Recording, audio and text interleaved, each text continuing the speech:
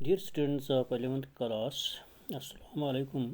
As you know, we are discussing our 18th chapter, Secularism, in which we discussed so many topics. Now, our today's topic is secularism suitable for India? Is secularism suitable for India? यानी क्या secularism Hindustan के लिए मौजू है, इस बारे में हमें आज डिस्कस करना है।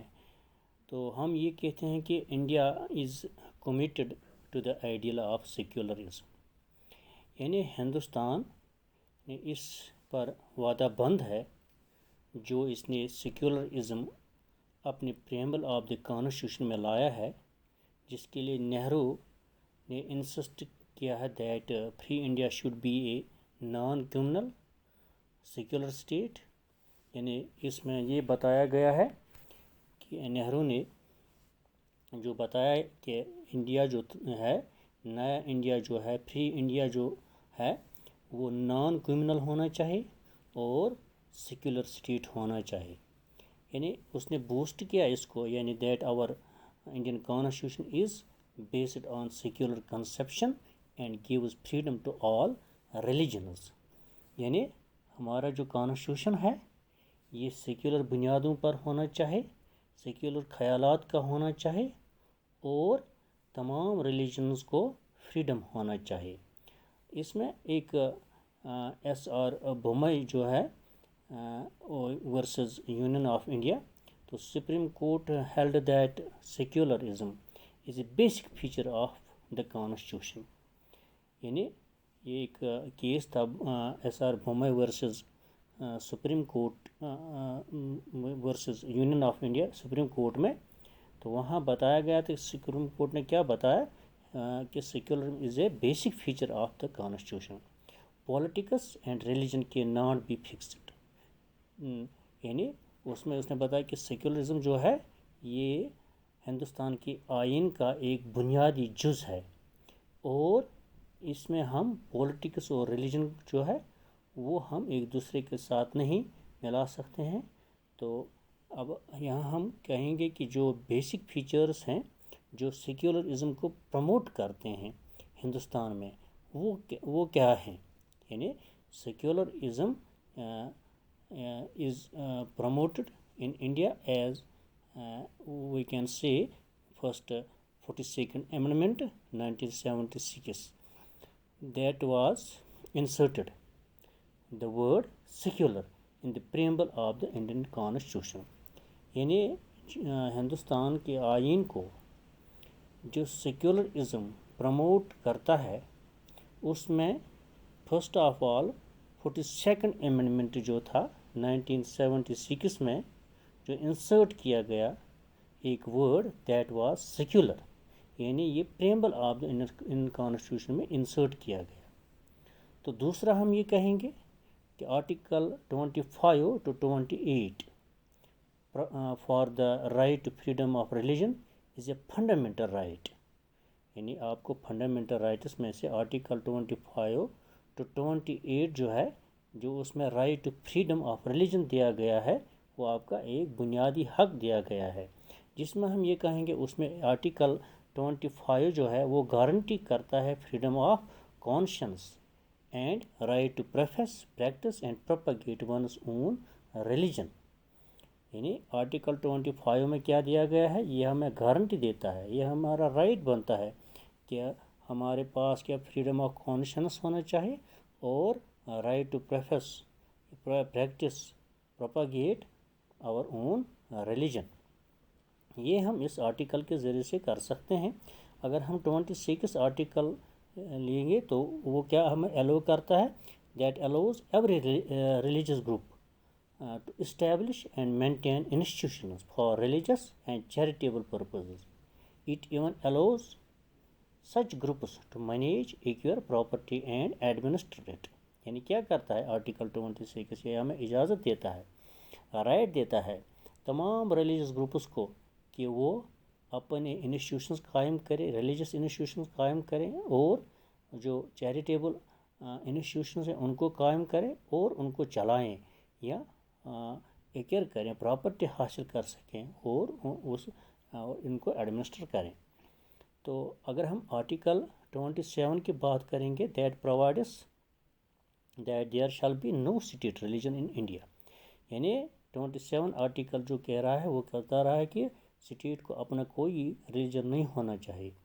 That state would not compel people to pay taxes for maintenance of any religion nor any religious institution shall be provided in any educational institution run with government funds. یعنی آرٹیکل 27 جو ہے وہ کیا کہہ رہا ہے کہ اسٹیٹ کو کوئی ریلیجن نہیں ہونا چاہیے ہندوستان میں، اور اسٹیٹ جو ہے وہ لوگوں کو مجبور نہ کرے ٹیکس دینے کے لیے، اور وہ ٹیکس جس سے ریلیجن انسٹیٹیوشنز ہو یا ریلیجن مینٹین کر سکیں یا کہ ایجوکیشن انسٹیٹیوشن چلائیں، یعنی یہ اس کے لیے فنڈس رکھیں، یہ اجازت نہیں دیتا. یعنی اس طرح سے کوئی بھی ہندوستان جو اسٹیٹ ہے، یعنی ایک کنٹری ہے، اس میں جو آرٹیکل 27 ہے وہ ہندوستان کو کیا بتا رہا ہے کہ آپ کا کوئی ریلیجن نہیں ہوگا، اور نہ ہی کسی ریلیجن کے لیے لوگوں سے ٹیکس حاصل کرے گا اور پھر کسی ریلیجن انسٹیٹیوشن کو قائم کرے گا، یا کہ کوئی ریلیجس انسٹرکشن دے گا، یا کہ کوئی ایجوکیشن انسٹیٹیوشن قائم کرے گا جو گورنمنٹ چلائے. یعنی یہ اس میں ایلو نہیں کرتا ہے اسٹیٹ کو. تو اگر ہم آرٹیکل 28 کی بات کریں گے، یعنی which provides that no person would be compelled to accept the faith of other religion without his consent. یعنی آرٹیکل 28 جو بتا رہا ہے کہ یہ کوئی بھی شخص مجبور نہیں کیا جا سکتا ہے کہ وہ کسی دوسرے مذہب کا فیتھ اپنائے، کوئی دوسرا مذہب اپنائے. یعنی اس کے لیے یہ 28 آرٹیکل جو ہے، یعنی no person would be compelled to accept the faith of other religions without his her consent. جب تک نہ وہ خود بتائے کہ میں یہ ریلیجن اختیار کروں گا. اگر وہ خود کہتا ہے تو کر سکتا ہے، لیکن کسی کو مجبور نہیں کیا جا سکتا. یہ قانونی طور پر بین ہے، یعنی پنشیبل ہے. اگر بعد میں ہم آرٹیکل 29 اینڈ 30 کی بات کریں گے، that guarantees culture and educational right. Article 29 میں ہے، یعنی جو سٹیزنز کو گارنٹی دیتا ہے to preserve their distinct language, script اور کلچر. یعنی اس آرٹیکل میں 29 میں یہ گارنٹی دیتا ہے، رائٹ دیتا ہے سٹیزنز کو کہ وہ اپنے اس لینگویج کو، سکرپٹ کو، کلچر کو پرزرو کر سکیں. تو آرٹیکل 30 کی بات کریں گے، یعنی وہ مائنارٹیز کو کیا پرووائڈ کرتا ہے؟ مائنارٹیز کو پرووائڈ کرتا ہے یعنی to establish and administer educational institutions of their choice. یعنی وہ مائنارٹیز جو ہیں ہندوستان میں وہ ایجوکیشن انسٹیٹیوشن قائم کر سکتے ہیں آف دیئر چوائس، اور ان کو چلا سکتے ہیں. تو پھر ہم اگر آرٹیکل 14 پر آئیں گے تو دیٹ گارنٹیز ایکوالٹی بیفور لا، یعنی آل سٹیزنز آر ایکول بیفور لا. تو ہم پھر 15 آرٹیکل پر آئیں گے، یعنی that prohibits discrimination on the basis of cost, colour and religion. یعنی یہ آرٹیکل منع کرتا ہے ڈسکرمنیشن، یعنی کس بنیاد پر؟ کاسٹ کے بنیاد پر، کلر کے بنیاد پر، یا ریلیجن کے بنیاد پر، یا جنڈر کے بنیاد پر. یعنی یہ ڈسکرمنیشن پروہیبٹ کرتا ہے. تو آرٹیکل 16(1) کی اگر بات کریں گے، یعنی that guarantees equality of opportunity in matters of public employment. یعنی آرٹیکل 16(1) یعنی یہ گارنٹی دیتا ہے ایکوالٹی آف اپرچونٹی، یعنی ہر ایک کو یہ اپرچونٹی ملنا چاہے کس میں؟ پبلک امپلائمنٹ میں. تو یہ ہم کہیں گے that it is clear from the constitutional scheme that it guarantees equality in the matter of all individuals and groups irrespective of their faith, emphasizing that there is no religion of the state itself.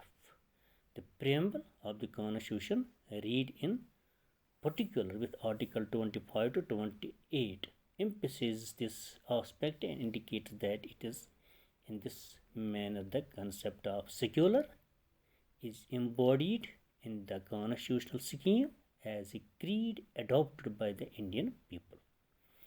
यानी ये जो हमारे पास article 25 to 28 है, ये article जो हैं यानी ये कंसेप्ट देता है, सेक्युलर कंसेप्ट देता है हमारे कॉन्स्टिट्यूशनल स्कीम को, जिससे हमने इस सेक्युलरिज्म को अडॉप्ट किया है. यानी तब हम कहते हैं the concept of secularism is one fest of the right of equality woven as the central golden thread in the fabric depicting the pattern of scheme in our constitution. And we can say the framers of Indian constitution has envisaged a secular state for India. तो ये हम आज इस में discuss जो हमने किया, explain जो हमने किया है कि क्यों सूटेबल है, यानी क्या मौजून है सेक्युलरिज्म हिंदुस्तान के लिए. तो इसके लिए जो कहा हमने आपको आर्टिकल जो दिए हैं, यानी उन आर्टिकल के हिसाब से हमारा जो सेक्युलरिज्म है इंडियन कॉन्स्टिट्यूशन, इंडियन प्रीएम्बल में जो वर्ड हमने दिया है, तो इससे यानी ये इसे मौजून करार दिया गया है. तो इसमें फिर बाद में इसमें क्या क्या वीकनेसेस हैं, तो वो हम बाद में डिस्कस करेंगे कि सेक्युलरिज्म में क्या क्या वीकनेसेस आए हैं और इन वीकनेसेस को किस तरह से हम फिर बाद में इन वीकनेसेस को हम कैसे स्ट्रेंथन करेंगे, यानी इनको किस तरह से हम ऐसा रोल करेंगे इंडियन डेमोक्रेसी में क्या वो हमें ऐसे यानी रेशनल एंड साइंटिफिक अप्रोच कैसे हम अडॉप्ट करेंगे कि जिस हमारा जो सेक्युलरिज्म है वो स्ट्रांग हो जाएगा. यानी एक तो वीकनेसेस हैं, तो इन वीकनेसेस को किस तरह हम ख़त्म करेंगे, यानी किस तरह हम सेक्युलरिज्म को प्रमोट करेंगे, फिर से यानी स्ट्रेंथन करेंगे स्पिरिट ऑफ सेक्युलरिज्म को, क्या क्या मेजर्स होने चाहिए, किस तरह से प्रमोट हो जाएगा, यानी वो हम बाद में डिस्कस करेंगे. तो आज का मौजू जो है यहाँ ख़त्म होता है. Thank you students.